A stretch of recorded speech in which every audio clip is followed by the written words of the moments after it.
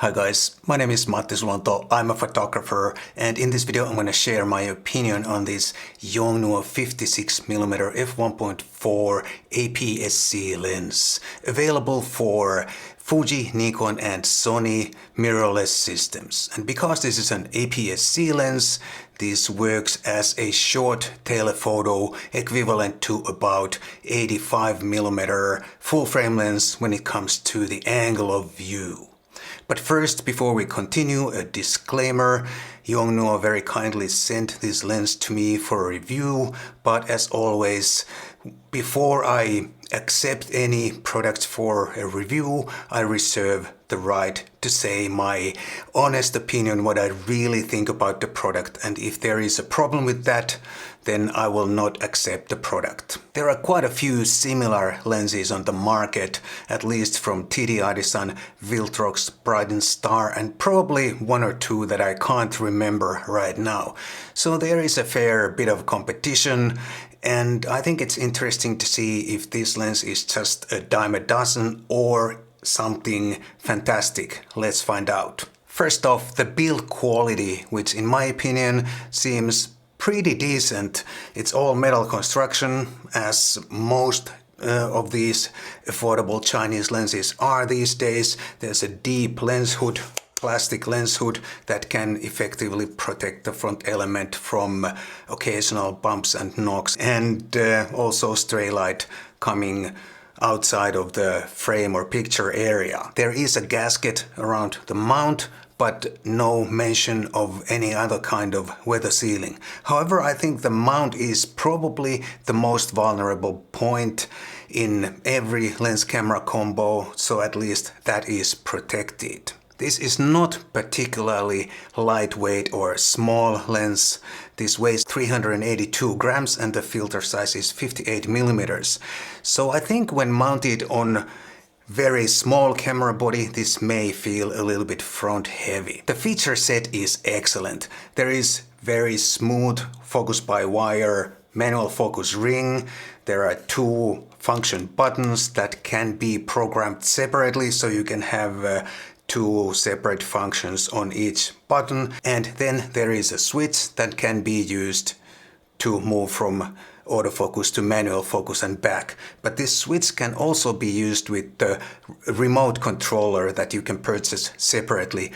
I did not find much use for the remote controller, but you can control the lens from up to 30 meters, I think, and it can be useful for some applications. And then there is a control ring that can be used at least on Nikon cameras. This, by the way, is the Nikon Z version of the lens, and on Nikon cameras the control ring can be used for exposure compensation, aperture and ISO control.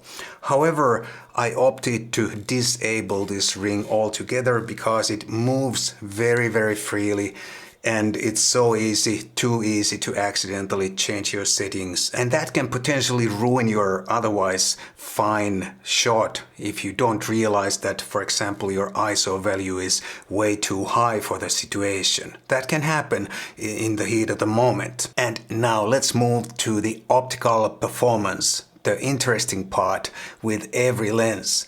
I shot all my test pictures on the Nikon Z5. This is a 24 megapixel full frame camera, and on aps-c mode the picture size is approximately 10 megapixels. And 10 megapixels is kind of a low resolution to really pixel peep the sharpness and all that. However, I cross-checked my test results, if you can call them test results, against some other reviews, and it appears that my results are pretty much the same as in those other reviews, so we are safe to move on and assess the sharpness and all other optical qualities of this lens. First off, the sharpness, which in one word is pretty impressive. Even wide open, the sharpness is very good across the frame and improves when stopping down a couple of stops. So no issues there. I would not hesitate to use this lens wide open, even in the most demanding situations when it comes to the sharpness. Backlight performance is pretty good in most normal shooting situations. However, you can create some flare and glare if you really try, but that is nothing unique with a fast aperture lens like this. They all tend to flare to some extent if you really try. Longitudinal chromatic aberrations, also called bokeh fringing, can be a bit of an issue with this lens, and you can definitely see that if you have high contrast transitions in your pictures. Sometimes it can be very distracting and very difficult to get rid of in post. It's not visible in every picture, of course, but it can be sometimes very distracting.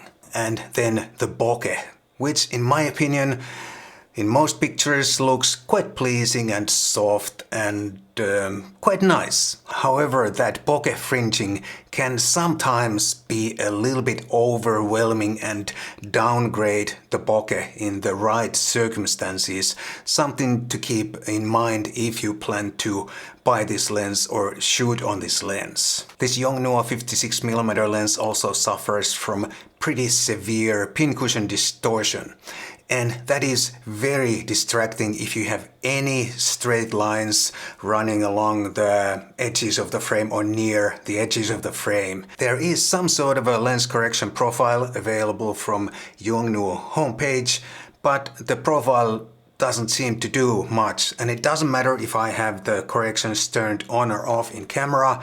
The end result is still the same. The distortion is not visible in most landscape pictures and pictures that don't have any straight lines. But if you shoot anything, buildings or anything that has straight lines, it can be very distracting. And if you want to get rid of those distortions, you have to manually correct them in post. Not necessarily a big deal, but some extra manual labor anyway. The autofocus seems fast and reliable, at least with the Nikon Z5 camera.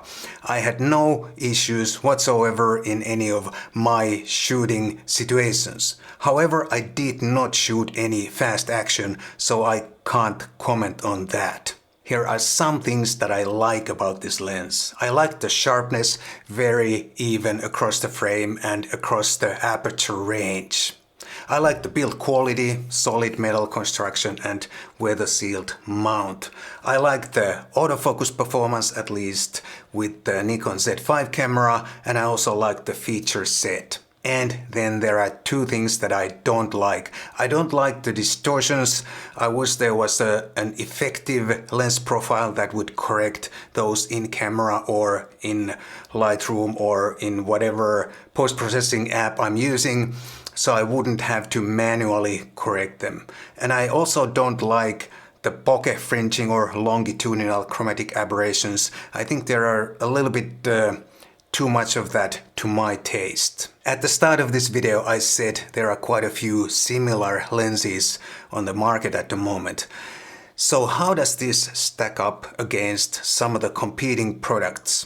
I have recently tried out the TD Artisan 56mm F1.8 and the Bright Star 50mm F1.4. And overall I think this Yongnuo 56 F1.4 sits right in between those two lenses. I like the pictures from the TD Artisan 56mm lens better because they are cleaner straight out of camera, because the distortion correction works better on that lens. And the Bright Star 50mm F1.8, it is just optically inferior compared to this. But let's not forget the price. At the time of recording this video, the price is $268, which makes this very affordable or quite affordable short fast aperture telephoto lens for Fuji, Sony or Nikon aps-c cameras. And I think if you are willing to accept some manual labor on those distortions and sometimes slightly overwhelming bokeh fringing, you can create some Nice looking, good looking pictures on this lens. So there you have it, my opinion on the Yongnuo 56mm f1.4 short telephoto lens for aps-c cameras. If you like my content and if you'd like to support my channel, please do check out my e-zines, link down below. It's the best and very affordable way to support my channel. Thank you so much for watching, and I'll definitely see you soon in the next video.